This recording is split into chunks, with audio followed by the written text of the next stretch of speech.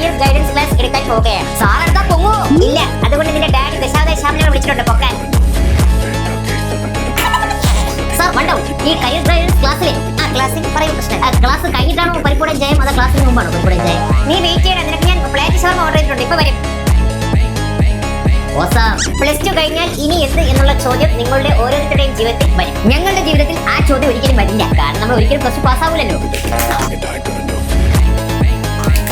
ഭാവിയെ കുറിച്ച് ഒരു ധാരണ വേണം, എന്താവണം എന്താകണ്ട എന്ന്. 100% പറയുന്നു. ഈ ഇരിക്കുന്ന കുട്ടികളെല്ലാം ഒന്നും ആയില്ലെങ്കിൽ സാറിനെ ഒരിക്കലും ആവില്ല.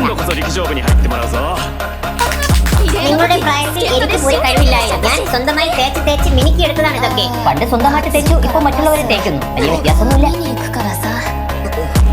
ജീവിതത്തിൽ നമ്മൾ തോൽക്കണം. അങ്ങനെ തോറ്റ് ലോകം കണ്ട മഹാതോൽവികളാണ്.